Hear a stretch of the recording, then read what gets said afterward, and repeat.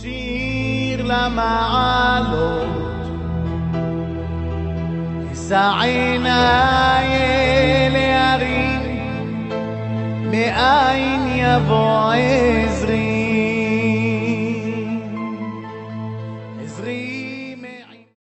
Shalom Ubracha. Que Akadosh Baruch Hu, il vous donne à vous tous la santé, bracha, vetzlaha, briut aguf, parnassa tova, be'ez Hashem.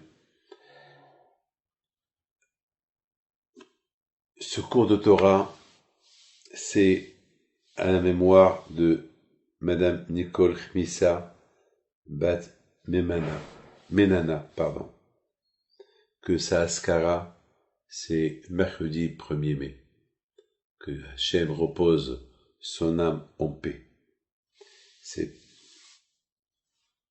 Et qu'Akadosh Baruch Hu, il fera Be'ez Hashem, qu'elle va ressusciter avec toutes les femmes tzadkaniyot, si Dieu veut. Be'ez Hashem.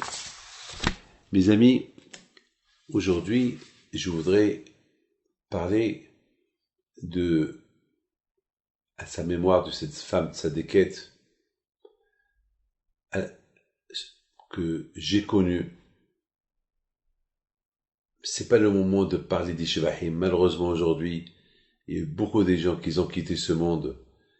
Et ils sont partis de ce monde-là sans l'évaïa. Sans l'évaïa, personne ne les accompagnait au cimetière à cause du corona. Et malheureusement, c'est un drame. Parce que, quand même, l'être humain, il est comme un Sefer Torah. Et vous savez, lorsqu'un Sefer Torah, il vieillit, on l'enterre avec tout le kavod nécessaire. Parce que, on s'est servi de ce Sefer Torah à la synagogue pendant un laps de temps. Et maintenant que ce Sefer Torah est déchiré ou a vieilli, on l'enterre. Eh ben, l'être humain, c'est comme un Sefer Torah. Et un Sefer Torah, comme un Sefer Torah, on l'enterre avec tous les honneurs. Comme ça, une personne qui quitte ce monde, on l'enterre avec tous les honneurs. Parce que c'est de la même façon, parce qu'il va manquer au monde. Parce que chaque être humain, c'est un diamant. C'est une décoration pour le monde.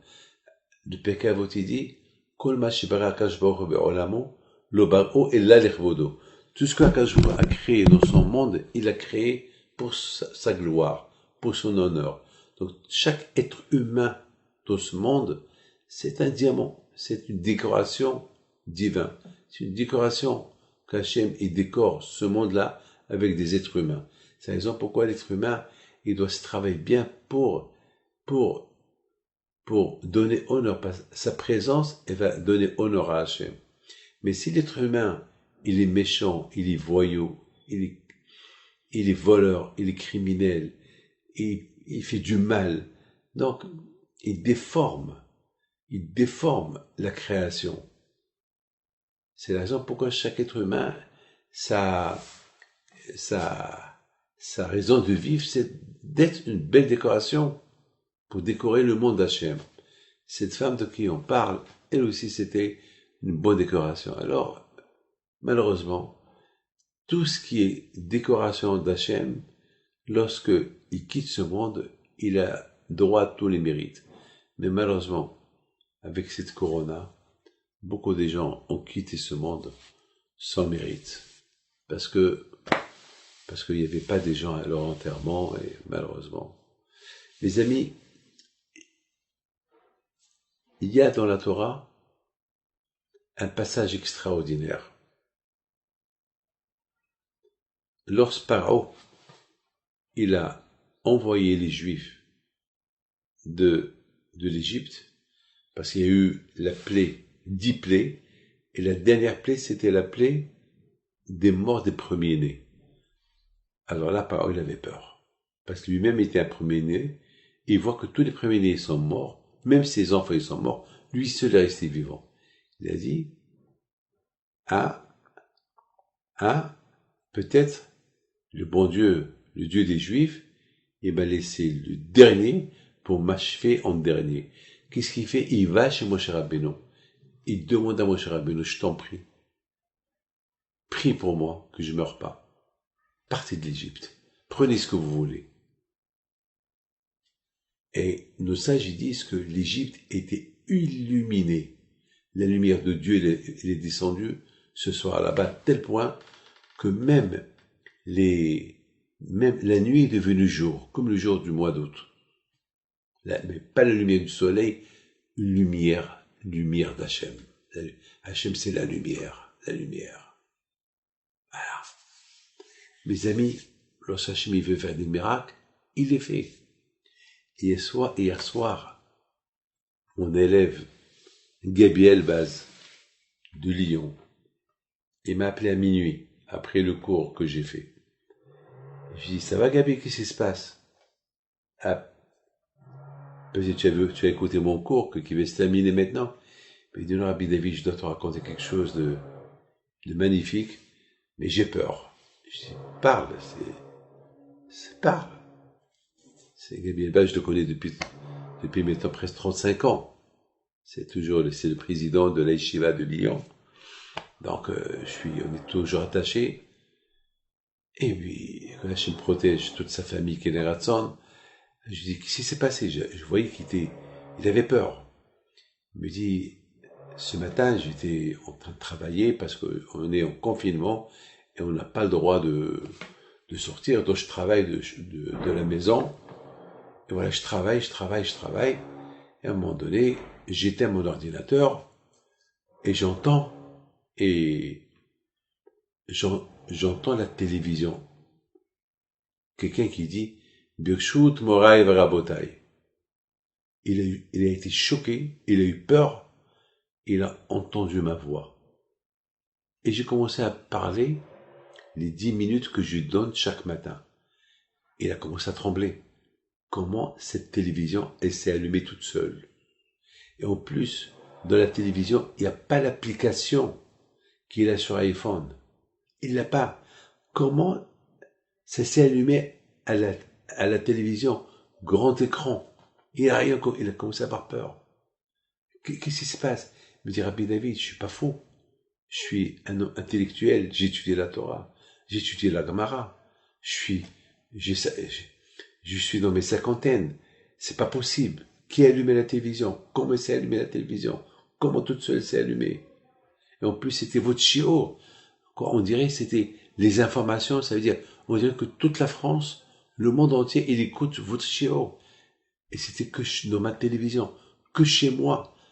Rabbi David, j'ai pas d'application et j'ai aucun contact entre mon téléphone et la télévision. C'est pas possible. Et personne ne comprend. À qui je vais raconter cette histoire? Et en plus, je vous ai écouté. Et en plus, après, il y a eu un de vos cours. Et après, ça s'est éteint. Et tout est redevenu normal. Comme s'il n'y a rien eu. Rabbi David, c'est quoi ça?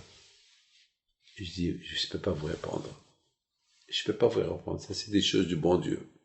Je ne peux pas répondre. Ça, c'est des choses de la Kadosh Baruch Hu. Je ne peux pas vous répondre. Bon. C'est Hachem, il veut te dire, voilà, je suis là. C'est tout. Kadosh Baruch Hu, il a des manières. Comment réveiller quelqu'un, comment dire à quelqu'un, voilà, tu es pas seul, je suis avec toi.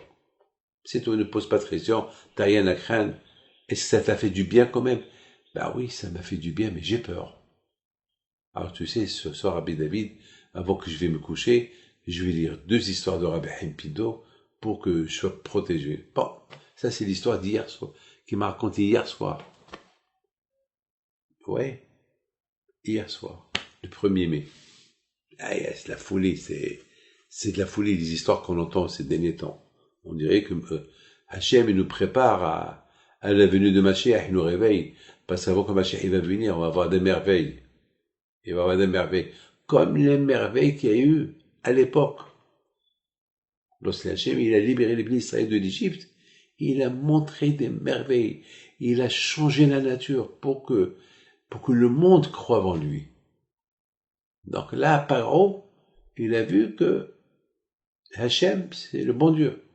C'est Hachem qui décide. Hachem, il a dit, les premiers-nés égyptiens vont mourir. Eh ben, il n'y a eu que les premiers-nés égyptiens, solo. Et aucun des premiers-nés juifs n'est mort. Donc, Pharaon, il a eu peur. Maintenant, il se voyait, lui, premier-né, il a eu peur. Donc, les Juifs, ils ont quitté l'Égypte. Et là, Kadosh Baruch Hu, il a montré au peuple juif que, il n'y a que lui. Maintenant, vous n'avez plus la crainte de Pharaon. Ça y est, vous n'avez plus de patron. Mais, il s'est passé quelque chose. Une fois, après 3 jours de marche dans le désert, ils entendent des chevaux qui galopent. De loin, ils voient, c'est Pharaon qui approche, avec les chariots de guerre, des milliers de personnes. Il y avait, vous savez, dans le désert. Et ils ont commencé à prier à Hachem. Ils ont dit à Moshe Rabbeinu, Moshe, qu'est-ce que c'est ça? Est-ce que tu nous as fait quitter l'Égypte pour mourir dans le désert? On aurait pu mourir en Égypte, en Égypte. Pourquoi mourir dans le désert? Pourquoi tu nous as pas laissé rester des esclaves à Pharaon? Voilà, maintenant, avec tout ce qu'il a vu, tout ce que le bon Dieu lui a fait, voilà, il est têtu. Voilà, il court vers nous pour le récupérer. On n'est pas armé, on n'a rien du tout. Et Hachem, qu'est-ce qu'il a fait? Tout de suite, il a apporté un feu qui sépare, un feu et de la nuée, qui sépare les Juifs et les Égyptiens. Et un ne pouvait pas toucher l'autre. Et même lorsque les Égyptiens, ils lançaient des lances, ils se brûlaient avec le feu. C'est la folie. Et les Juifs, entre-temps, ils prient. Et Moshe Rabbeinu leur dit, hé, Hachem ilachem lachem. C'est Hachem qui va faire votre guerre. Ve'atem taharishon, vous taisez-vous. Vous allez voir ce que Hachem va faire. Et vous connaissez le reste de l'histoire. Hachem, il a fait qu'ils sont arrivés à la mer. Et là aussi, ils ont commencé à prier à Hachem. Ils ne savent pas nager. Comment ils vont traverser la mer? Ils étaient 5-6 millions. Comment? En face, il y a la mer.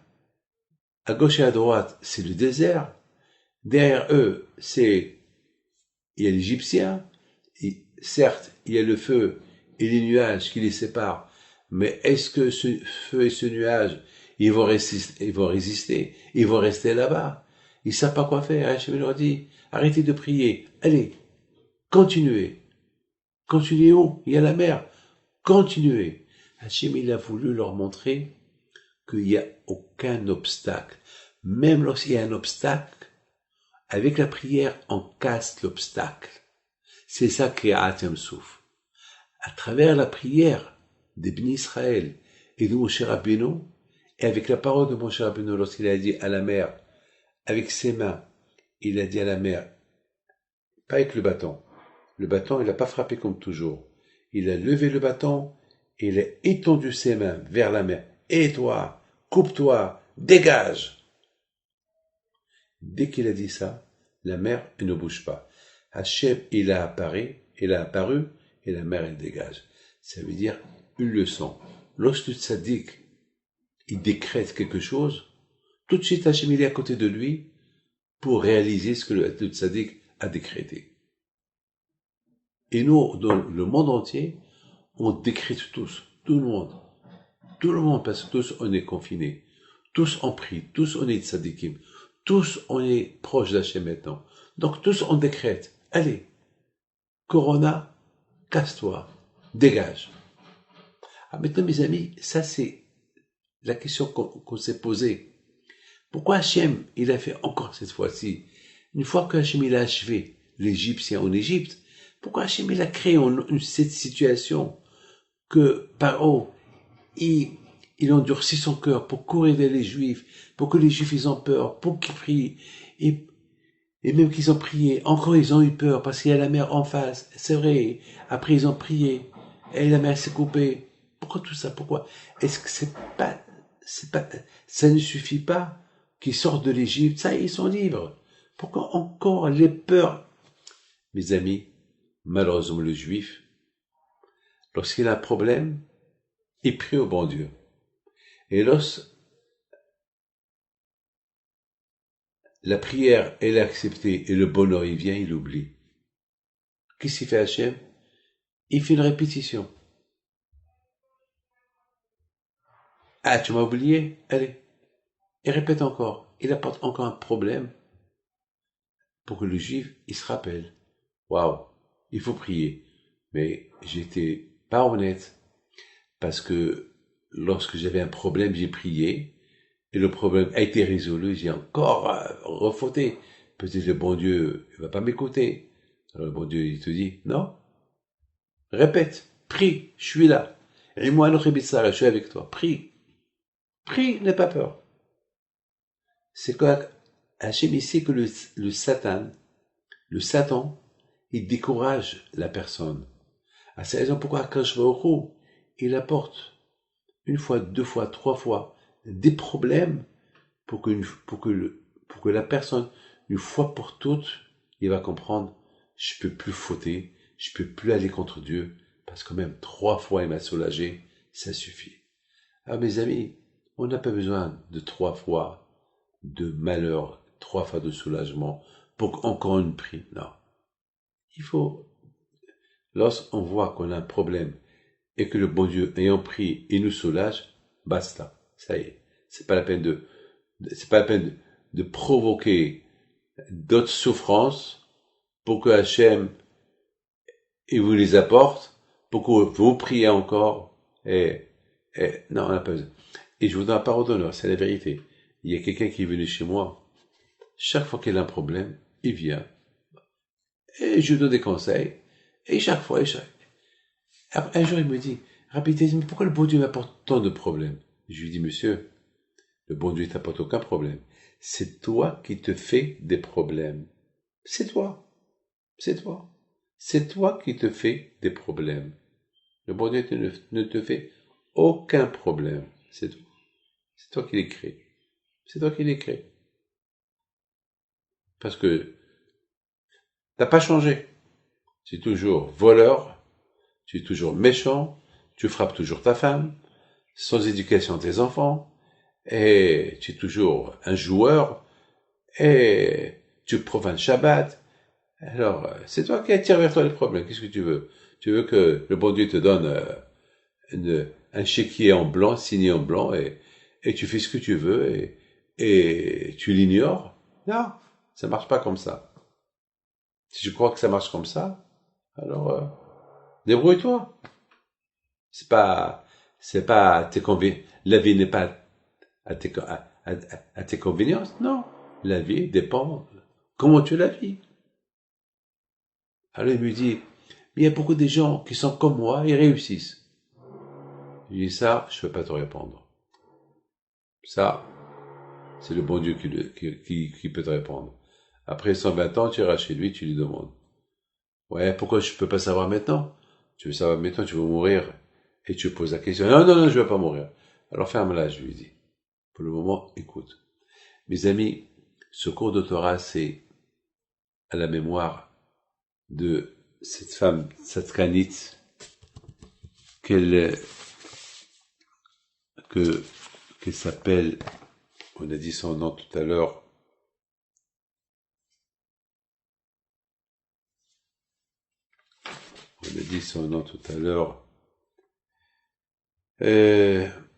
Nicole Kimissa Bat Menana, que son fils il habite en Guadeloupe. C'est que Hachem il leur donne bracha v'etzlacha v'etach à toute la famille, et Visrot Rabbi Pito soit avec eux. Amen. אדוני ישמור צאתך ובואך מעתה